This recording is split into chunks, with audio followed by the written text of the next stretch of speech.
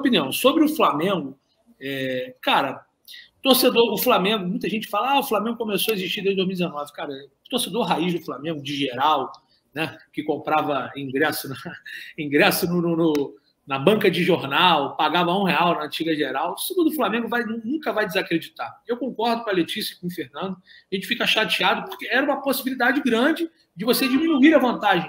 Mas eu acho que, independentemente disso, o Atlético vai tropeçar também. A gente tem um bom elenco. É claro, a gente tem que ter os sentimentos de ficar chateado, frustrado, mas tem que acreditar sempre. O Flamengo está bem encaminhado na Libertadores. O Atlético Paranaense, que é o nosso adversário na Copa do Brasil, está numa crescente. Deu uma sapuletada no Grêmio ontem de 4-2, o time que a gente perdeu no Brasileiro. Mas já perdeu muito bem, perdeu no Brasileiro, mas também ganhou na Copa do Brasil, né? Cada jogo tem sua história, seu enredo. Eu acredito muito nos jogadores que estão lá. São jogadores de qualidade. Eu acredito muito na camisa do Flamengo, na história do Flamengo. E assim, a gente não tem que temer ninguém. Quem tem que temer quem tem que temer a gente são eles. Então, com todo respeito aos adversários, realmente acredito que ontem ficou um pouco mais difícil, mas 2020 está aí, contra tudo, contra todos, com um treinador que às vezes não tinha as melhores opções e não sabia fazer as melhores opções, na verdade. O Flamengo acabou sendo um campeão brasileiro, aos trancos e barrancos, é verdade, mas foi. Então eu acredito que o Flamengo ainda consegue galgar e trilhar e vai brigar nas três frentes. Acho que tu falou, o Flamengo tem um baita elenco, né? E assim... falando. Falando a mesma coisa que a gente estava falando, o João. Exatamente, pô. Isso aí eu acho uma viagem. Agora, o Flamengo tem um baita elenco e, assim, a competição que é mais fácil ganhar por ter um elenco muito bom é a competição de pontos corridos.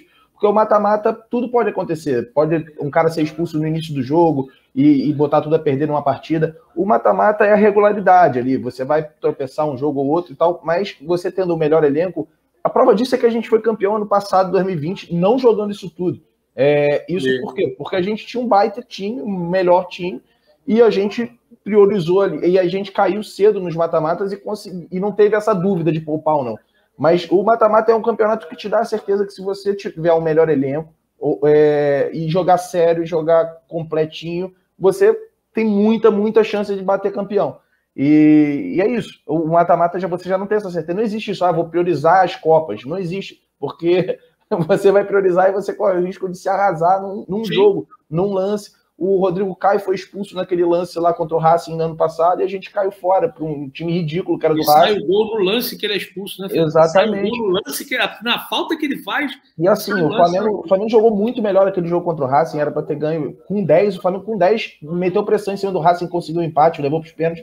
E assim, mas acontece, é mata-mata. Nos pontos corridos isso não acontece, é muito mais difícil, porque são 38 jogos, então essa estratégia que o Renato fazia no Grêmio e está começando a fazer mais agora no Flamengo, acho que a diretoria poderia intervir, porque não é nem questão de intervir na escalação do treinador, não, tipo, a gente acredita que o brasileiro é uma premiação mais certa do que você, ir lá decidir com o Galo ou com o Palmeiras lá em Montevidéu e seja o que Deus quiser, é um jogo, brother. Como é que eu vou priorizar esse jogo? Não existe isso, entendeu? É meio complicado. Eu entendo esse lance. Assim, também é um jogo. Também você pode perder, mas pode ganhar. Né? Pode, mas você não precisa priorizar. Você não precisa priorizar isso. Naturalmente você vai priorizar porque é aquele dia. Aquele dia ali todo mundo vai fazer tudo. Agora, você vai poupar contra o América Mineiro um jogo que eram 3 pontos certos, você bota 9 reservas. Não pode. É foda. Não pode. Perfeito, Fernando. E o Fernando levantou uma bola, Felipe Rudieri. Bom dia, meu amigo. Muito importante. O Flamengo no passado também não teve muito isso, porque o Flamengo caiu muito cedo nas Copas. O Flamengo foi eliminado pelo São Paulo na Copa do Brasil nas quartas de finais, e o Flamengo foi eliminado para o Racing nas quartas também, né? Se eu não me engano. Nas oitavas.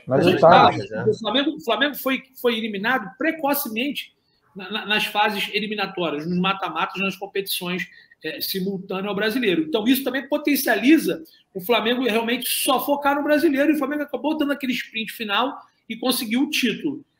Na verdade, eu acho que tem coisas que aconteceram com o time B que já está acontecendo com o time A, que inclusive que se conhece muito bem e está super entrosado. Então, o problema não necessariamente, ao meu ponto de ver, não é quem está jogando, e sim treino, organização, como está acontecendo ali dentro do Ninho do Urubu. Por quê? Por exemplo, A marcação sob pressão do Flamengo não funciona nem no time B nem no time A. O Flamengo sobe, algumas vezes você vê os nossos atacantes subindo na linha de frente, mas o sistema defensivo não sobe na mesma proporção. Então fica um espaço entre os dois blocos e por isso esse tão chamado espaço no meio que a gente fala, né? Deixando um vácuo muito grande, dando oportunidade para o adversário aproveitar no contra-ataque, subindo com muita liberdade.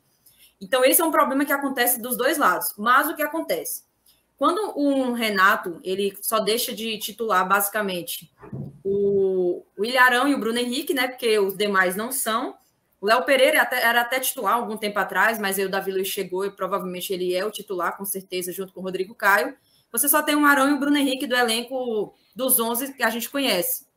E aí, o que falta ali é um entrosamento, que nitidamente a gente sentiu a diferença. Mas mesmo com isso tudo, o Flamengo teve muitas oportunidades, Júlio, Fernando e Felipe, muitas oportunidades de fazer gol.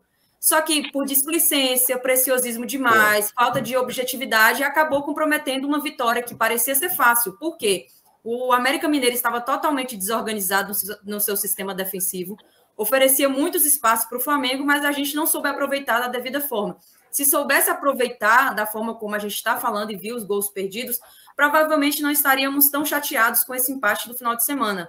Só que isso não aconteceu, o sistema defensivo tem deixado a desejar, principalmente em alguns setores de bola aérea, com o Léo Pereira e o René, e outros fatores de saída de bola. O Flamengo tem saído muito pelas laterais, que foi o caso, inclusive, do erro do René, né, na saída da lateral. O Flamengo tem saído muito nesse fator, acaba não encontrando as quebras de linhas com facilidade com o time B, acaba usando muito bola esticada, e isso tudo compromete o nosso jogo, porque a gente não é time de ficar jogando bolas esticadas, bola no alto, cruzamento, não é o nosso estilo. A gente é bola no pé, é toque, é tabela, é triangulação, essas coisas que precisa ver mais. E a marcação pós-perda também, eu tô sentindo muita falta. O Flamengo perde a bola e recua. E aí, a partir do momento que recua, dá espaço para o adversário pensar no que vai fazer no jogo. Se o Flamengo já pressiona em seguida, a chance do Flamengo recuperar, até pela qualidade, é muito grande, mas infelizmente isso não está acontecendo. Mas eu acho que deveria sim ter poupado alguns atletas, principalmente o Everton Ribeiro, pelo fato que já estava com leve desgaste, estava jogando de uma certa forma, entre aspas, um sacrifício, mas tem outros jogadores que eu gostaria de ter visto em campo. O Andrés chegou recentemente, não está desgastado para não poder ter entrado como titular. Tem um caso também do Davi Luiz, que só jogou uma partida, e a gente vai precisar dele praticamente 90 minutos nesse jogo de volta. Poderia ter entrado e jogado um tempo para pegar mais ritmo ainda, estar mais completo. E o condicionamento físico dos atletas do Flamengo, que desde a época do JJ não é o mesmo. Então, essas são os alertas que eu faria. O superchat do Lucas, ele poderia ter aproveitado o Kennedy, realmente. Não? O Kennedy poderia ter sido titular. Ele veio para jogar nesses jogos. Assim, quando você poupar um ou outro jogador principal, tu tem o Kennedy, tem o Andrés, tem, enfim, os jogadores. Fiquei sabendo também que o Felipe Luiz e o Arrasca tinham pedido para jogar esse jogo, né? Falaram que eles pediram para jogar, queriam jogar e tudo. Mas, honestamente, vocês colocariam no jogo do América Mineiro ou vocês preservariam o Arrasca e o Felipe Luiz para o jogo da Libertadores? Eu não colocaria. Voltando de lesão, eu daria mais esses 3 dias aí para os caras ficarem ainda mais preparados para o jogo da quarta-feira. Não é poupar, entendeu? É a minha opinião. Acho que, nesse sentido, eles fizeram bem. Mas aí o Adson Only aqui fala assim, ó, obrigado, irmão, pela colaboração, pela participação. Para que deixar o Andrés no banco? Já que, como a Letícia falou, o Andrés chegou, está bem fisicamente, está jogando os seus jogos. Por que não começar com o Andrés, por exemplo, em vez de 3 volantes, como o próprio Fernando falou?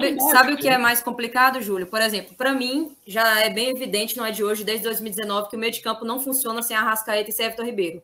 Um dos dois precisa estar presente. O Everton Ribeiro automaticamente estava sendo poupado pelas circunstâncias, como a gente já abordou na live.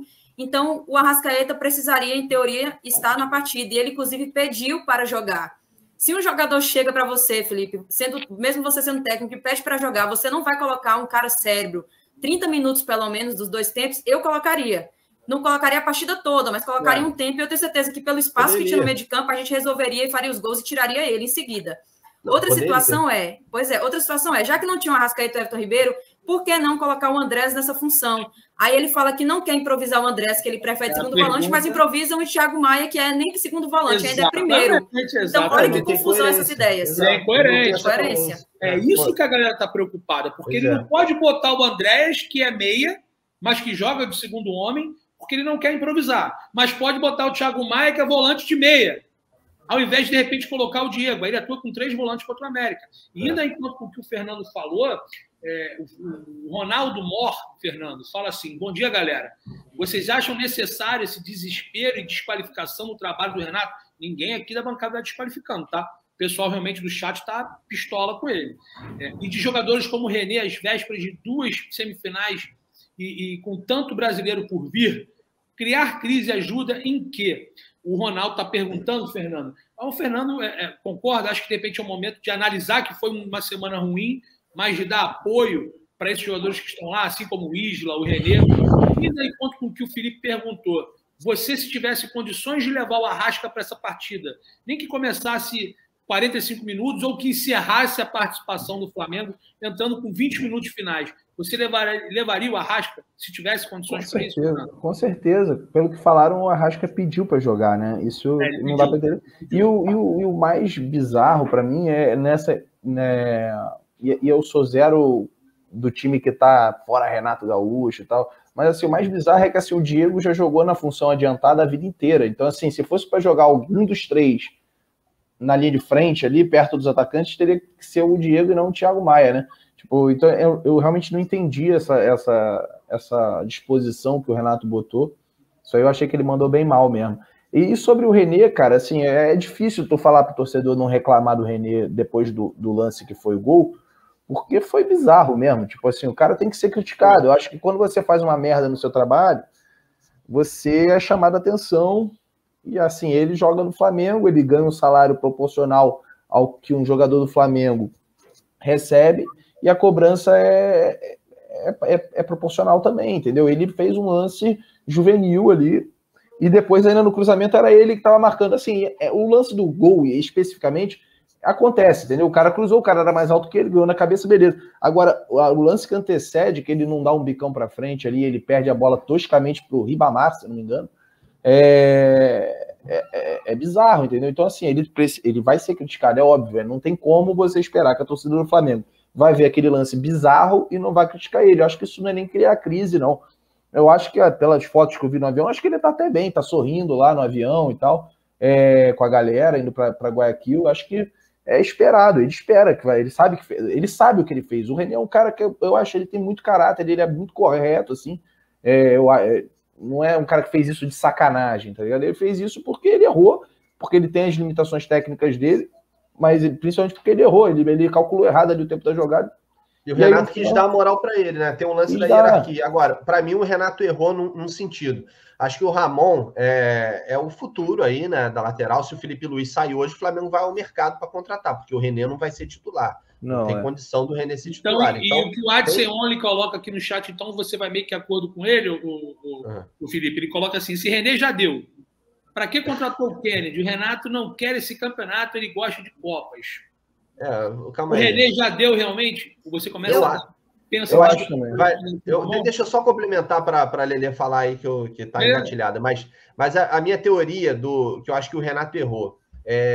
O Ramon jogou contra o Palmeiras e fez um partidaço contra o Palmeiras. Mostrou uma evolução na defesa absurda. Foi só na boa. É muito mais talentoso assim que o René. Óbvio, é um garoto, tem muito a aprender. O René ficou 2 meses parado, pegou a doença, estava lesionado da coxa, e aí no jogo seguinte ele mete o René completamente sem ritmo, e todo mundo reclamou da atuação do René.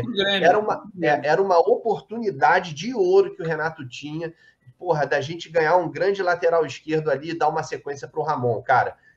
Não estou falando que o Ramon é a solução, mas ao meu ver, por mais que tenha certa hierarquia, que o René tivesse pronto para jogar, entregue já ao futebol para fazer a partida dele, eu acho que o Renato tinha que ter dado essa moral para o Ramon, para pegar uma sequência, porque isso é bom para o Flamengo, é bom para o Ramon, valoriza o moleque, né? É visto, a gente ganha não é uma novidade, todo mundo sabe da qualidade dele, embora seja um garoto, mas um ritmo assim de jogo em jogos importantes, cara, eu achei que o Renato deu mole em bancar o René, nessa sequência de jogos. Mas Libertadores, quarta-feira, sem Felipe Luiz, né? O René é um cara experiente, já campeão da Libertadores pelo Flamengo, bateu aquele pênalti contra o Emelec. Então o René tem uma história também no clube, né? Tem mais título que o Botafogo, o René, por exemplo. Tem então, que ser respeitado. O René foi eleito o melhor lateral esquerdo em 2018, né? Exato. Mas era uma oportunidade. Exatamente isso que eu ia falar. Não, mas o René em 2018, de 2018 para antes, ele era a altura do time do Flamengo. O time do Flamengo era mediano, gente. Foi exatamente o que eu falei. Não disputava nada, exatamente. Agora, de 2019, o elenco começou a se elevar e o René ficou abaixo e aquém é o elenco que a gente tem. E atualmente ele tem ficado muito para trás diante das características. Se ele tem a característica mais forte que é defensivamente, ele tem deixado a desejar, porque na saída de bola ele está se atrapalhando, na recomposição defensiva ele não tem essa velocidade toda para acompanhar se o técnico botar um atacante de velocidade naquela ponta direita, e ainda na questão de bola aérea, o René ele é totalmente indisplicente, porque no jogo da Libertadores, a última partida de grupo, que a gente tomou aquele gol de aéreo, o René que estava na marcação, subiu errado novamente. No jogo do Grêmio, o René que estava na marcação. Exatamente, subiu errado contra o Borja. E agora, novamente, contra o América Mineiro. Ou seja, é uma sequência nítida que o Renato precisa prestar atenção.